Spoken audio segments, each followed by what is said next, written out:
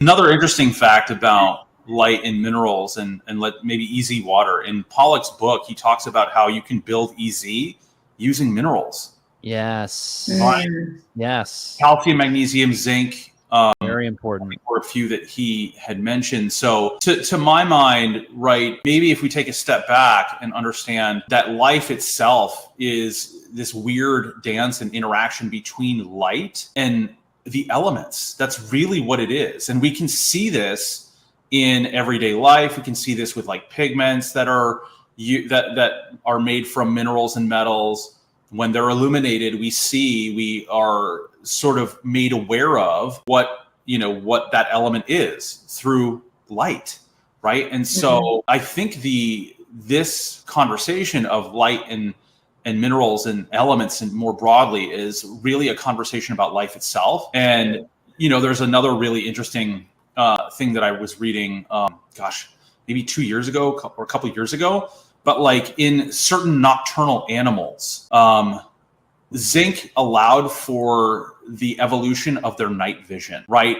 So we're even going back maybe even deeper into the question of like life itself. Evolutionary changes that have occurred over time are facilitated by this interaction of light and minerals, right?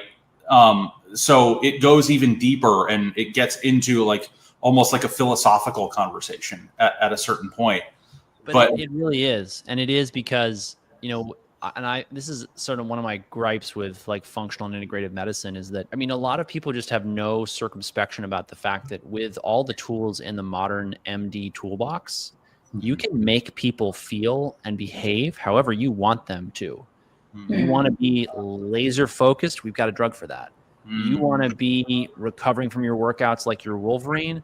Jay Campbell literally has a stack of peptides and supplements that he calls the Wolverine stack. You want to be a 75-year-old man with a testosterone level of a 25-year-old man, you can do that. And I have this conversation with men who, for example, want to go on testosterone or women who are interested in bioidentical hormones. And I just say, look, these have a very profound effect on how you feel and function. And the minerals are the same way. And that's why we talk about them like zinc, the masculine, gentle masculine mineral. People will notice these shifts in their personalities when you put your finger on the scales of what's coming in with things like zinc, copper, manganese, all these other things. That reinforces this notion of the importance of them. Yes. You can elicit such profound changes with minerals and light, right? Tweaking those two variables, especially, that says something about how they're used by life to sustain and procreate and all of that. And that is also, I think, why there's such an agenda from the powers that be that want to disempower people and who want to misinform people that these minerals and metals and hormones aren't foundational. Oh, you can just take this pill. You can it's fine. Just paper over the problem, patch this tire for another 5-10 miles. Don't worry about the underlying state of your condition and your minerals and your light. Your light environment. And that's why, like clockwork, every testimonial I collect, I ask every single person the same question or same series of questions. And one of them is, what gets the credit for your improvement?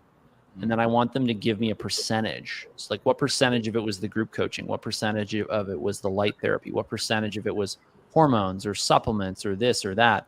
And nothing gets the lion's share almost ever.